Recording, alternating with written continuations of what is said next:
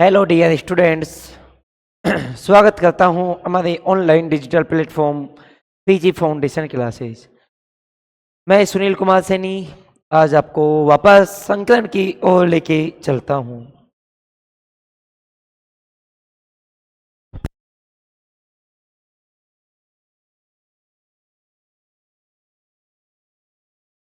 तो देखिए, हमने लास्ट क्लास में बात की थी sp3d की। हमने वहां पे ये भी देखा था कि वहां पे dz² हाइब्रिडाइजेशन में इन्वॉल्व हो रहा था।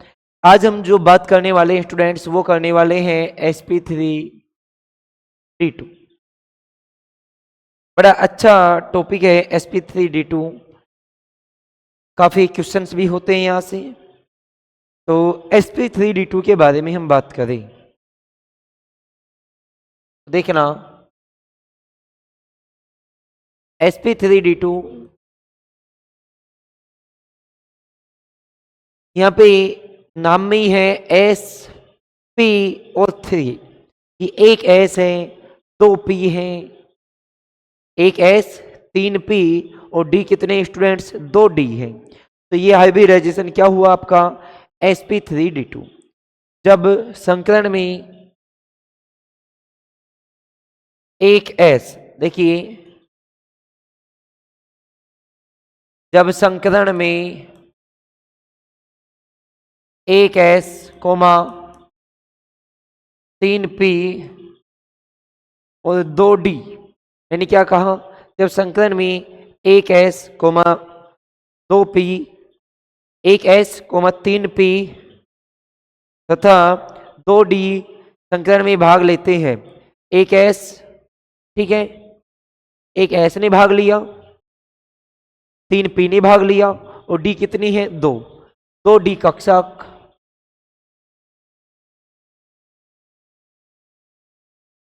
भाग लेते हैं। तो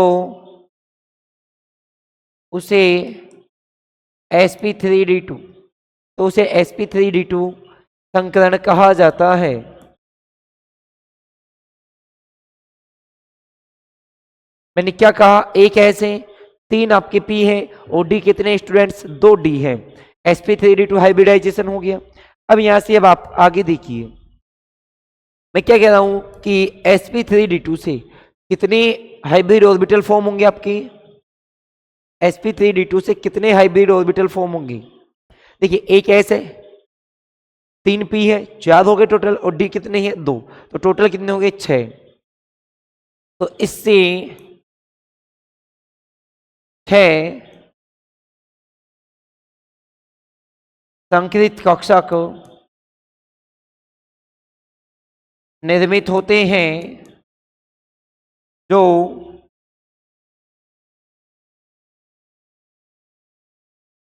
जिनमें से 4 कक्षक एक वर्ग समतल के रूप में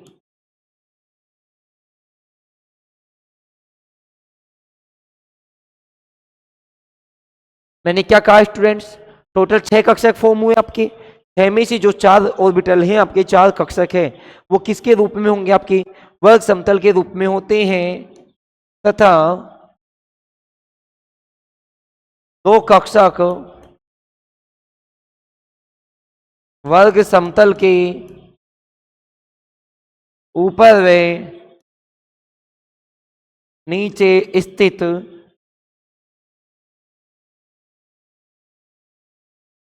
होते हैं। मैंने क्या कहा कि 4 तो वर्ग समतल है, ये 4 हो गए, मान लीजिए 1 2 3 4, एक इसके ऊपर है, एक इसके कहां पे है, नीचे है, तो 4 वर्ग समतल हो गया। एक इसके अबोव प्लेन में है, एक इसके लो प्लेन में है, ठीक है ना। तो इसकी जो ज्योमेट्री है वो कैसे फॉर्म होगी, देखिए ये आपका सेंटर एटम हो गया 1 2 3 4, ये आपके 4 ऑर्बिटल हो गए। तो ये किसके फॉर्म में है आपके, ये आपके वर्ग समतल की फॉर्म में है। ये आपके किसकी फॉर्म में है, वर्ग समतल की फॉर्म में है। एक इसके अबोव प्लेन में होगा और एक इसके लो प्लेन में होगा। एक हम बात करें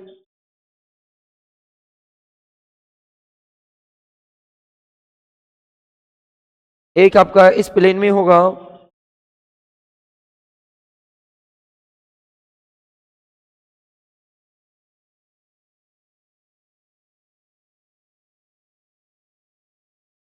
एक आपका ये हो गया,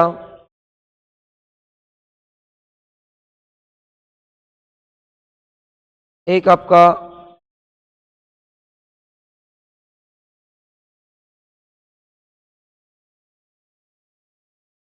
ये हो गया। ठीक है ना, ये दो हो गए आपके। मैं आपको और अच्छे से फॉर्म कर देता हूं मैं आपको।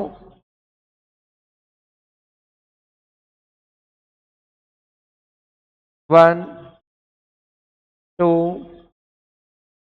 3 4। ठीक है ना स्टूडेंट्स, ये आपकी ज्योमेट्री फॉर्म हो गई। इसमें चार तो आपके वर्ग समतल के रूप में है, एक प्लेन के ऊपर है, एक प्लेन के नीचे है। इस प्रकार ये जो ज्योमेट्री फॉर्म होगी, वो ज्योमेट्री आपकी कौन सी फॉर्म होगी, हम उसकी बात करें तो जो आपकी ज्योमेट्री फॉर्म होने वाली है वो आपकी होने वाली है अष्टफलकीय ऑक्टाहेड्रल। कौन सी ज्योमेट्री फॉर्म होने वाली है आपकी, ऑक्टाहेड्रल ज्योमेट्री फॉर्म होने वाली है। देखिए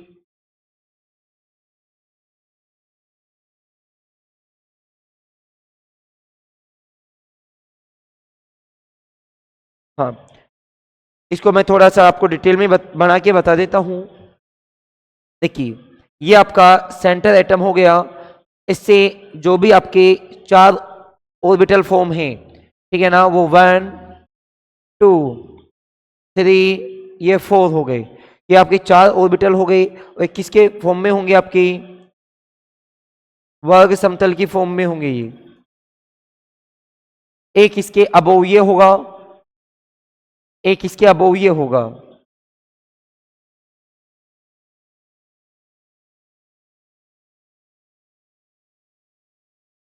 ठीक है ना स्टूडेंट्स, अब देखिए इसको थोड़ा सा मिला के लिखते हैं हम लोग।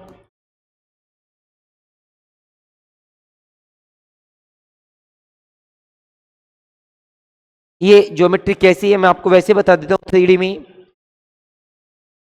ये आपका एक प्लेन है, एक इसके ऊपर है, एक इसके नीचे है। तो एक तो इस टाइप से ऊपर यहाँ पे होगा, तो ये 1 2 3 4 ऐसे ही नीचे होगा। तो जो वर्ग समतल है उसके ऊपर भी एक पायरेमिडल है और नीचे भी एक पायरेमिडल है। तो इस ज्योमेट्री को हम कहेंगे वर्ग समतलीय द्विपिरामिड, वर्ग समतलीय द्विपिरामिड।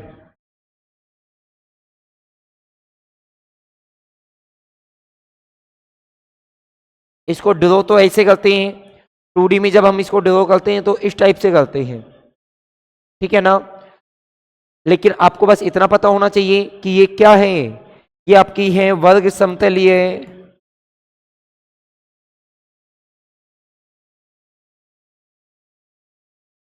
द्विपिरामिड। क्या है ये वर्ग समतलीय द्विपिरामिड है, क्योंकि वर्ग के ऊपर एक पिरामिड ऊपर है, एक पिरामिड नीचे है। इसी का दूसरा नाम क्या है, अष्टफलकीय है। इसी का दूसरा नाम क्या है स्टूडेंट्स, अष्टफलकीय नाम है। तो अब देखिए यहां से मैं आपको बात बताऊं कि यहाँ पे बॉन्ड एंगल 90 डिग्री भी है और 180 भी है। देखिए कैसे है, इनके बीच में जो बॉन्ड एंगल होगा, इनके बीच में जो क्या होगा बॉन्ड एंगल, वो टोटल 360 का है। 4 बॉन्ड फॉर्मेशन हो रही है, 1 बॉन्ड कितने का आएगा, 90 डिग्री का आएगा। तो ये बॉन्ड है, ये भी 90 डिग्री है, ये भी 90 है, ये भी 90 है और ये भी 90 है। चारों बॉन्ड 90 डिग्री के हो गए। बट यदि मैं बात करूं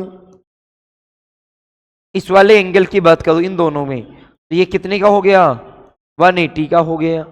दूसरी बात, जैसे ये है इसके ऊपर है तो ये परपेंडिकुलर है, तो ये भी क्या होगा 90 डिग्री का। आई मीन ये वाला जो बॉन्ड एंगल है ये कितने डिग्री का होगा, 90 डिग्री का। तो यहाँ पे टू टाइप्स के बॉन्ड एंगल हो गई, 90 डिग्री हो गया और 180 डिग्री हो गया। 180 डिग्री कौन सी है, जो अपोजिट साइड में है, जो एक दूसरे के अपोजिट है वो आपके 180 डिग्री का बॉन्ड एंगल फॉर्म करेंगे। जो एक दूसरे के परपेंडिकुलर है वो क्या करेंगे, 90 डिग्री का बॉन्ड एंगल फॉर्म करेंगी। तो इतनी बात हो गई। अब इसके एग्जाम्पल्स की बात करें हम। जैसे देखिए स्टूडेंट्स, मैंने एग्जाम्पल लिया SF6।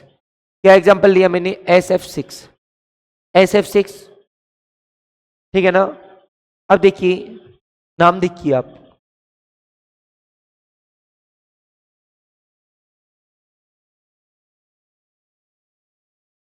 देखिए मैंने सबसे पहले सल्फर कितने पे होता है सल्फर? सल्फर का एटॉमिक नंबर कितना होता है? 16। कितना होता है? 16। तो देखिए 1s2, 2s2, 2p6, 3s2, 3p4। ये हमने इलेक्ट्रॉनिक कॉन्फ़िगरेशन लिखा 3s2, 3p4। इसको थोड़ा ड्रॉ कर लेते हैं। 3s2 हो गया, 3p हो गया। ये मैंने 3D ड्रॉ किया है, बट 3D में क्या है? आपके 0 इलेक्ट्रॉन है। 3D में क्या है? इलेक्ट्रॉन 0 है। अब देखिए इसमें 2 है, 1 2, 1 2 3 4। अब आप मेरे को एक बात बताइए, आपको कितने बॉन्ड फॉर्मेशन करने हैं? कितने बॉन्ड फॉर्मेशन करने हैं आपको? आपको कितने बॉन्ड फॉर्मेशन करने हैं? अरे सल्फर के साथ कितने फ्लोरीन जुड़े हुए हैं? 6। कितने जुड़े हुए हैं? 6। तो आपको 6 बॉन्ड फॉर्मेशन करनी है। बट आपके पास अनपेयर्ड इलेक्ट्रॉन कितने हैं? ओनली 2 है। अनपेयर्ड इलेक्ट्रॉन कितने हैं? 2। इसलिए आप 6 बॉन्ड फॉर्मेशन नहीं कर सकते। अब 6 बॉन्ड फॉर्मेशन नहीं कर सकते तो क्या करोगे आप? जो आपका मॉलिक्यूल है, जो आपका सेंटर एटम है, उसे आप क्या कीजिए? उसे आप एक्साइट कीजिए। क्या कीजिए? उसे आप एक्साइट एक्साइट करेंगे। देखिए इधर हम फर्स्ट एक्साइटमेंट की बात कर रहे हैं। ये फर्स्ट एक्साइटमेंट हुआ, फर्स्ट एक्साइटेड हुआ, तो भी आपके पास क्या होगा वो देखिए आप।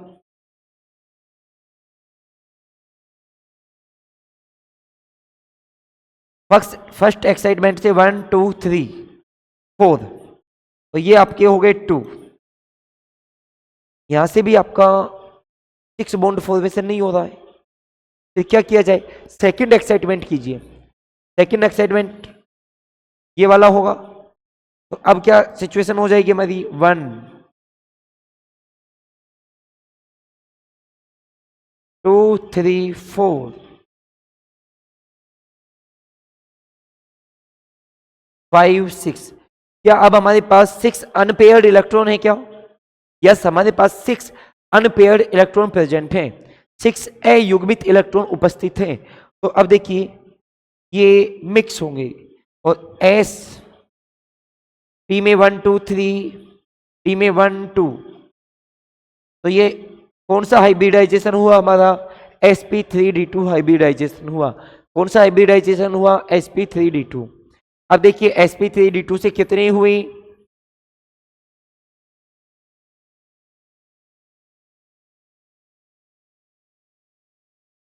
sp3d2 से आपसे के 6 हाइब्रिड ऑर्बिटल फॉर्म होंगे। उनके उनमें सभी में 1 1 अनपेयर्ड इलेक्ट्रॉन है। सभी में 1 1 क्या है? अनपेयर्ड इलेक्ट्रॉन है। अनपेयर्ड इलेक्ट्रॉन है। अब बॉन्ड कौन फॉर्म करेगा? फ्लोरीन करेगा। तो देखिए फ्लोरीन कैसे बॉन्ड फॉर्म करेगा? ये आपका फ्लोरीन हो गया, ये आपका फ्लोरीन हो गया, ये आपका फ्लोरीन हो गया, ये आपका फ्लोरीन हो गया, और सभी में फ्लोरीन का एक एक क्या होगा? इलेक्ट्रॉन होगा। क्या होगा? एक एक इलेक्ट्रॉन। अब देखिए जो आपके हाइब्रिड ऑर्बिटल्स हैं उन सभी में 2 2 इलेक्ट्रॉन्स हो गए। आई मीन बॉन्ड का फॉर्मेशन हो गया। क्या हो गया? बॉन्ड फॉर्मेशन हो गया। इस टाइप से आपके SF6 का फॉर्मेशन होता है।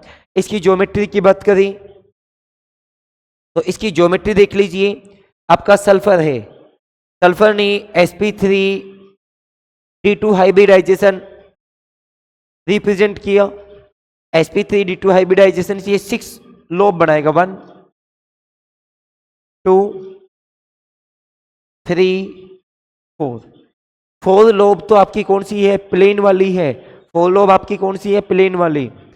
एक लोब जो इसने फॉर्म ड्रॉ की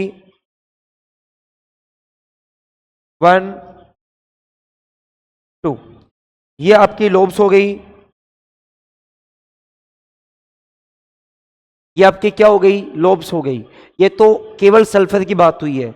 अब आप देखिए सल्फर के साथ कौन है? फ्लोरीन। फ्लोरीन का इलेक्ट्रॉनिक कॉन्फ़िगरेशन क्या होता है? 1s2 2s2 2p5। क्या होता है? 2p5। अब बताइए फ्लोरीन में जो आउटर मोस्ट इलेक्ट्रॉन है, लास्ट इलेक्ट्रॉन है, वो कहाँ पे है? तो आप देखोगे कि लास्ट वाला जो इलेक्ट्रॉन है वो आपके किस में है? पी ऑर्बिटल में है। किस में है? पी। तो अब आपको यहाँ पे देखिए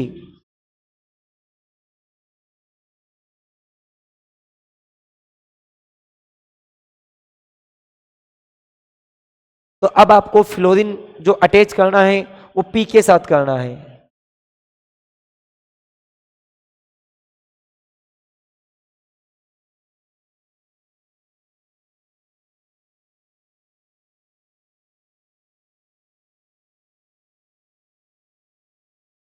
अब आपको फ्लोरीन अटैच करना है तो देखिए ये डंबल शेप हो गई।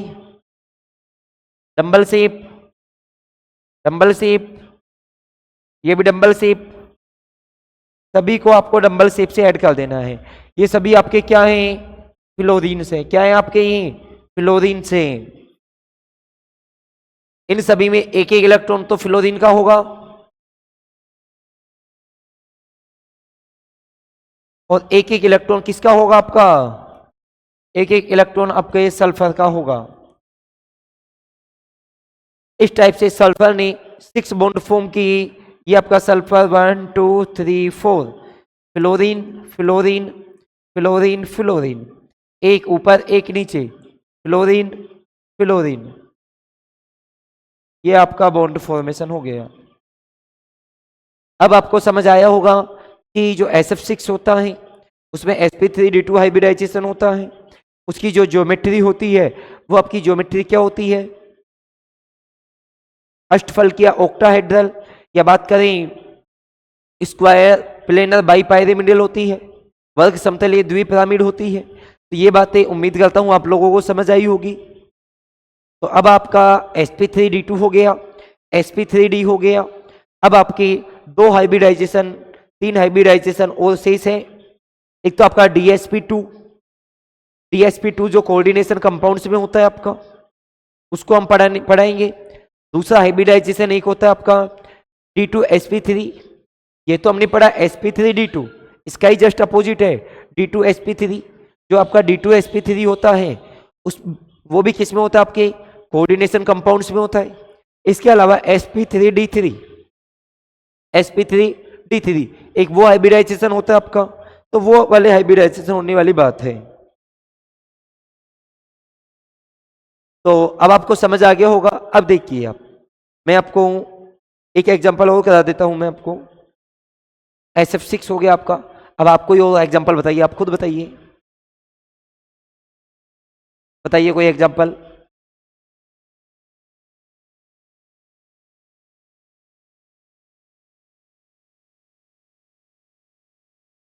चलिए फिर हम नेक्स्ट हाइब्रिडाइजेशन की बात करें।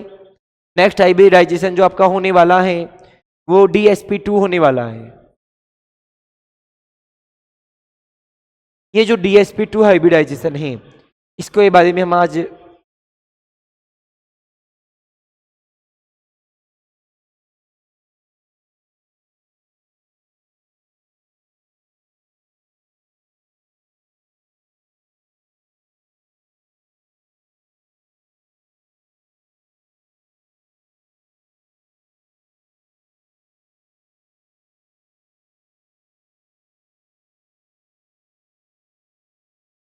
हाँ, तो sp3d2 के बारे में हमने बात की। अब हम dsp2 के बारे में बात करें। तो यहाँ पे कुछ नहीं है। एक बात तो ये ध्यान रखनी है, किसके लिए होता है आपका? कोऑर्डिनेशन कंपाउंड्स के लिए होता है।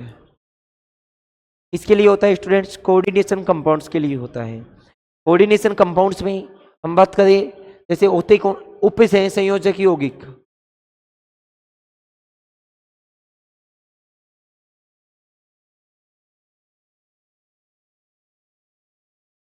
उपसहन संयोजक यौगिकों में ही ये हाइब्रिडाइजेशन रिप्रेजेंट होता है।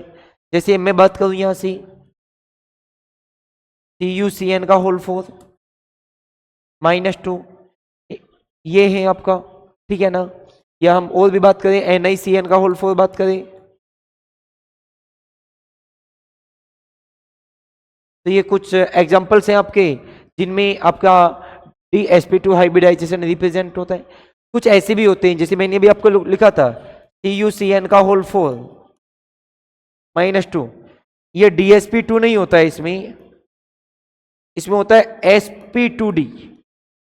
देखो दोनों में डिफरेंस क्या है, एक DsP2 और sp2d में क्या डिफरेंस है, इस डिफरेंस के बारे में, इस हाइब्रिडाइजेशन के बारे में हम कल बात करेंगे, आपको डिटेल में बताएंगे इन दोनों में क्या डिफरेंस है। What is the difference of DsP2 and sp2d and what is the difference of D2sp3 and sp3d2, इनमें डिफरेंस क्या है इसके बारे में कल हम आपको पढ़ाने वाले हैं।